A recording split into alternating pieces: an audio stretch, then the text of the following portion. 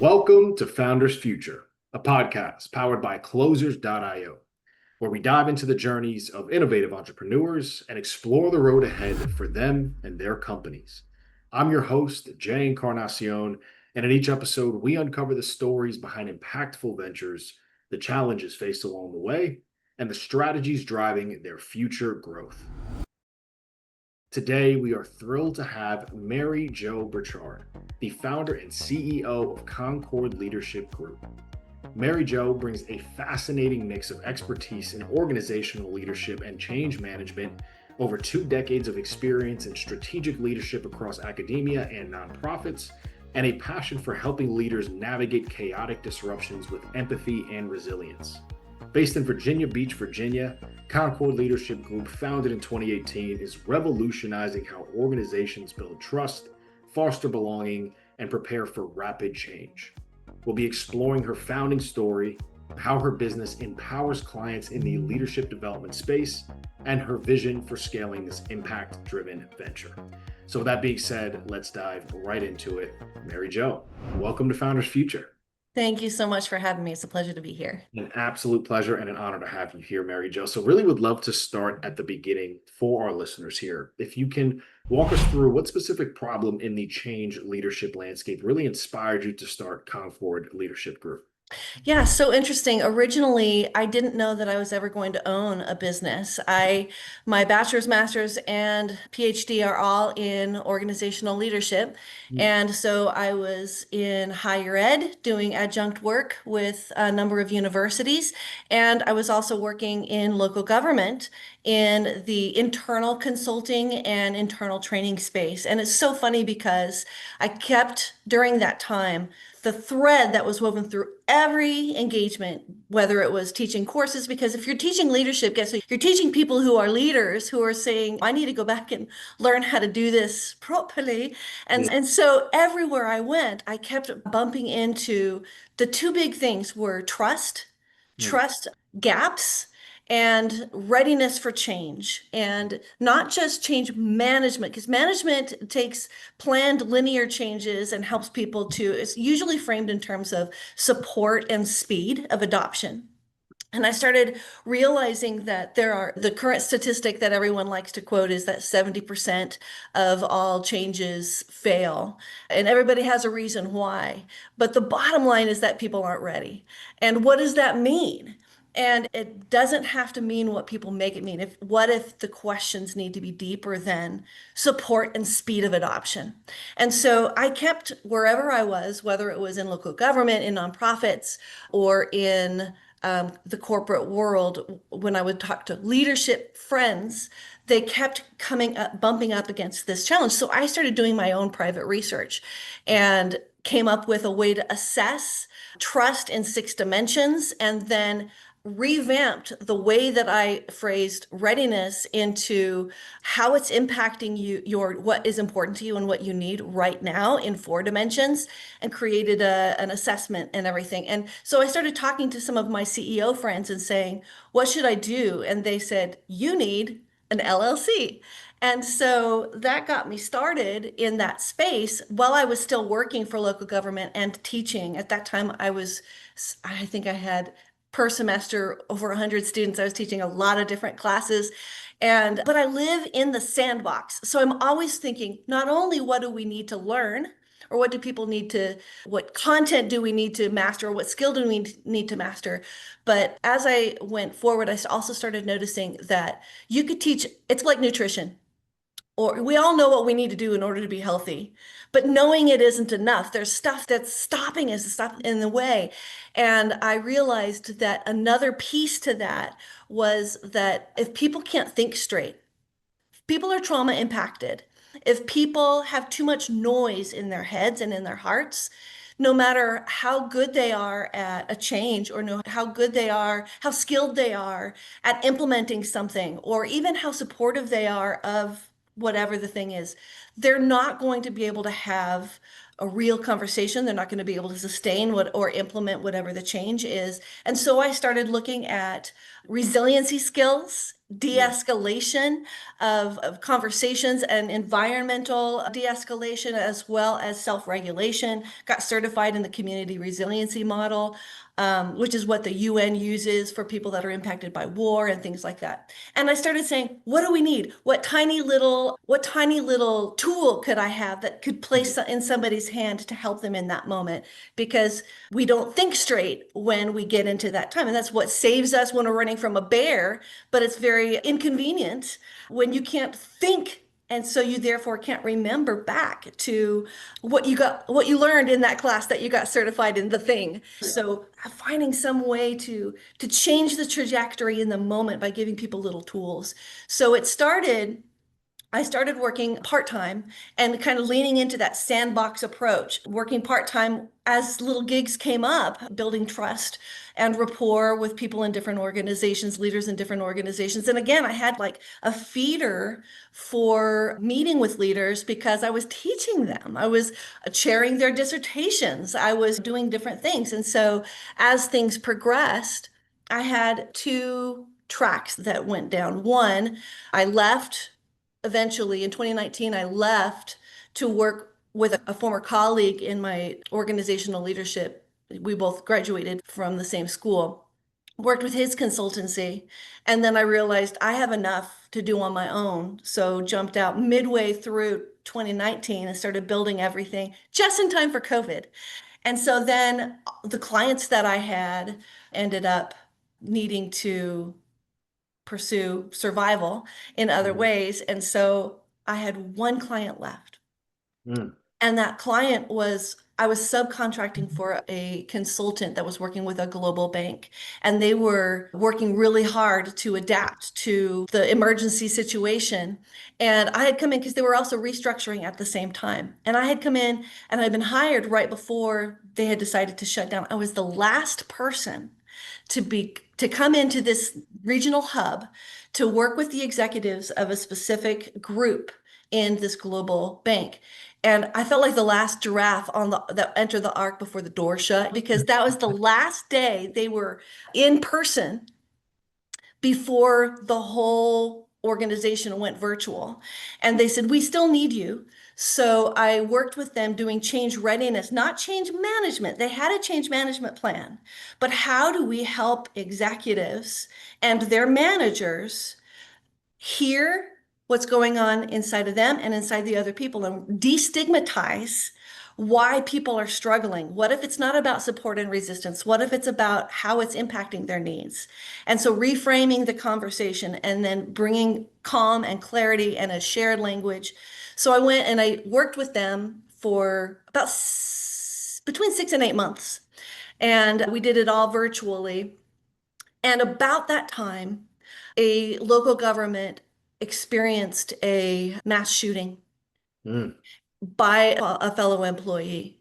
Oh, wow. And because of the relationships that I had gained when I used to work in local government, they asked me if I would help with the organizational recovery side because the first year after it, they had focused on the therapeutic side. Right. And I'm not a clinician, I'm not a therapist, but organizational leadership is essentially it's industrial psychology. So Yes. I focused on trauma-informed work. And so how do you translate that getting yourself into a mental and physical capacity to adapt to whatever the new reality is? How do we reframe that? So I took this was amazing. I was able to take the content that I had created for that bank that had stayed in my bag for all those months because two people that were in the room were virtual already. Yeah. And I brought it into a proposal for this local government and said, what is trauma? But a change that's so big that it causes system shutdown. And so, what if we don't necessarily keep using the words trauma because that can in itself be triggering? And what if we just talk about change readiness, Mm. which helps people to de escalate, reframe so that they have clarity and resilience and engagement when they need it without wondering how they look and are they good at change or whatever. And so, I worked in that organizational recovery space. So, I started gradually even though I used to consider myself a jack of all trades and I love creating trainings for leadership development or all this stuff, I kept thinking, everybody's got that.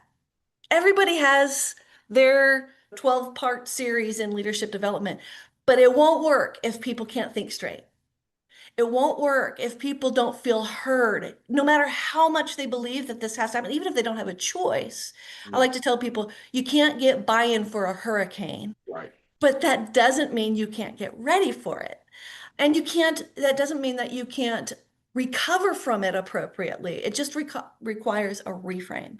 So that's how I fell into my niche. I still do work with the people that I have worked with. Once they work with me, they tend to have me on speed dial for other things. But so I still work with them and I will create things as needed. But my passion is to get to the core of why whatever it is that you're trying to do isn't sticking. Why isn't it working? And so that can be on the leadership level or that can be on the organizational level. I love it. I love it. So a lot there, and clearly so passionate and driven about what you're doing here, Mary Jo. So would really love to hear about the nuts and bolts now, especially with what you're doing today to generate revenue, especially for our listeners who are other leadership and entrepreneurs and business owners. I know that you're doing tailored change readiness Mhm. assessments, trust building consulting, executive coaching. So what is that core offer there? Do you also offer one-on-one group coaching? Sure. Walk us through the core offer and who the ideal client is. So good. Yeah. So I'm actually standing in the threshold of this year is the year that I have shifted my business model from primarily being almost entirely word of mouth and organizational level, doing either RFPs with government entities or subcontracting with larger organizations and just getting all that word of mouth and shifting that to working in two key areas. One, the executive leader who is new to their current role or they've been assigned a major thing that's totally revamped. Their title might be the same, but their role is not the same. And so those executives, taking them through what I call the Change Readiness Intensive, which starts with a 2-day retreat and then builds from that, getting that initial clarity and getting some key engagement and resiliency practices and bonding with that little cohort to then doing a 90-day training with 6 sessions of training and 6 sessions of peer coaching. So by the end, they have clarity, they have resilience, they have learned some trust building exercises, and they can therefore number one, they know that they're a lot less alone. And number two, they've got a little community that's outside their circle, probably, that can help them when they need somebody to talk to who doesn't need them to have a specific answer.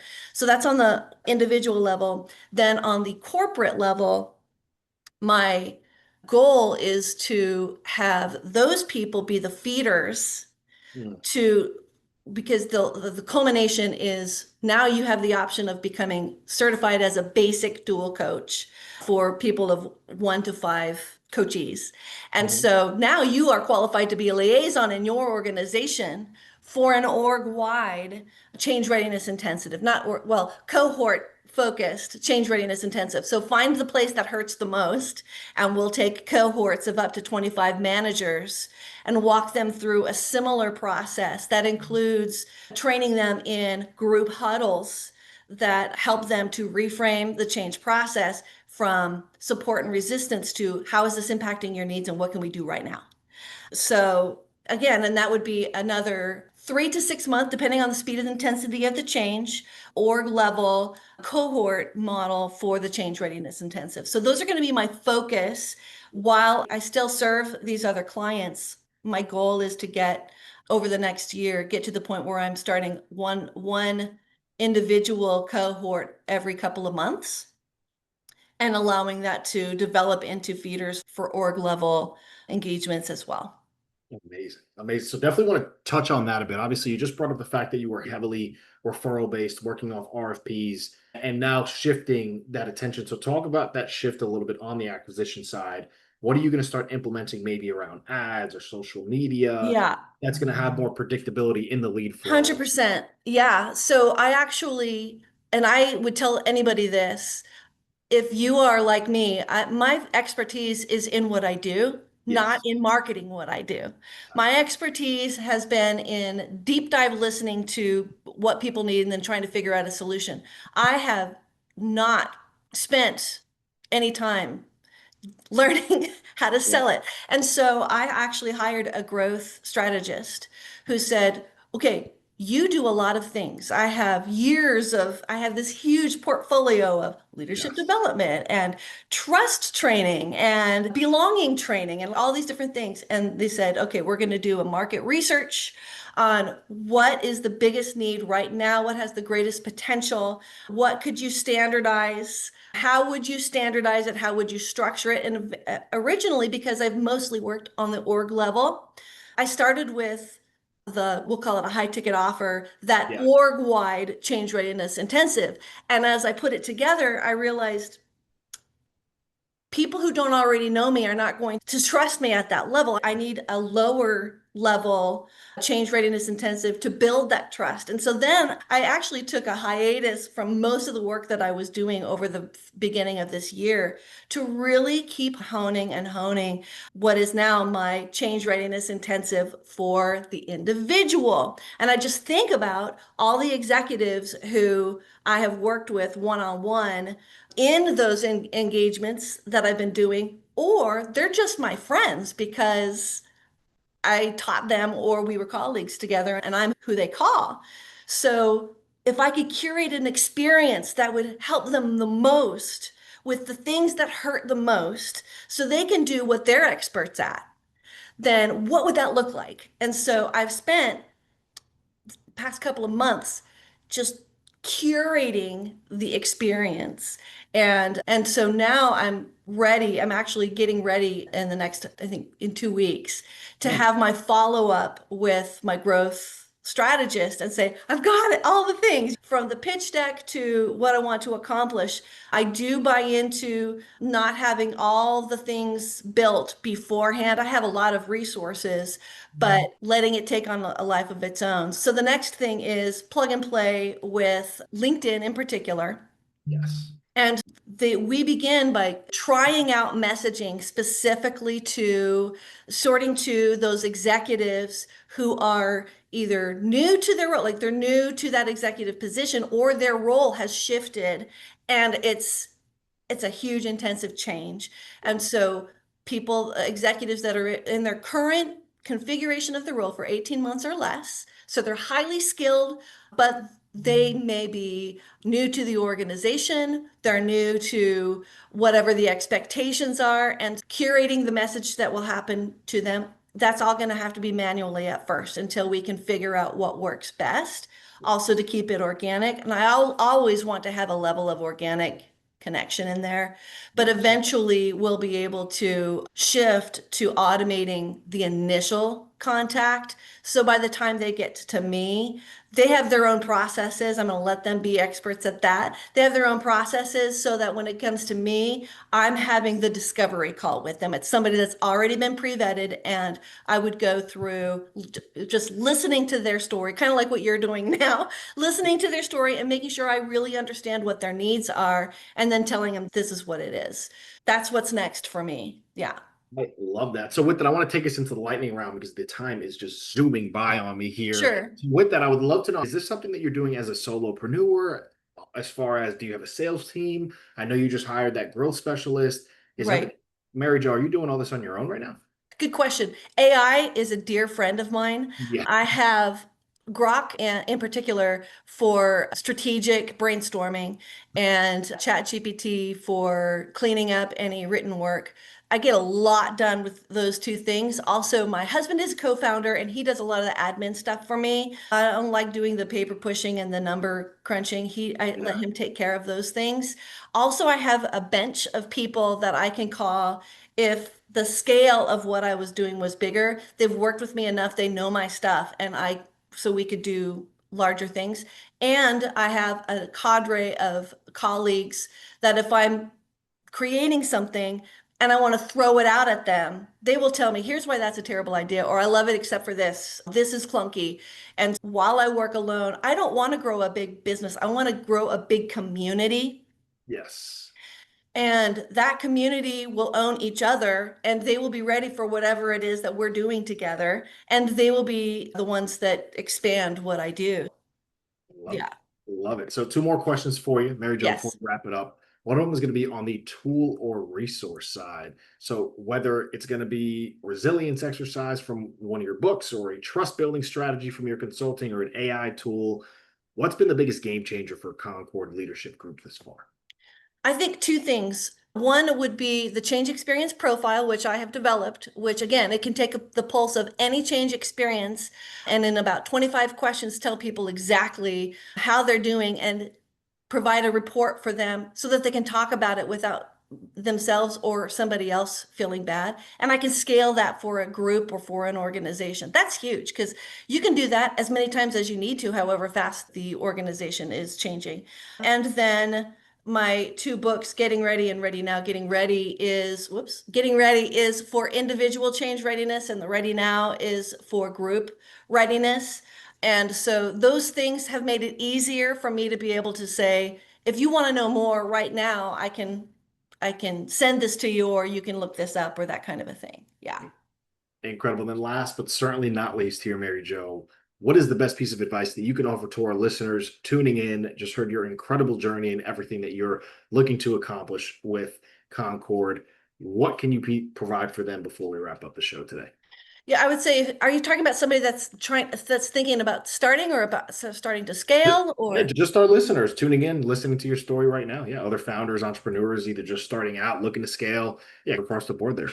I would say get to the point where you know exactly what it is. There's so many things that you could be doing. And Hmm. that's been my thing is I love all of I want to do all the things.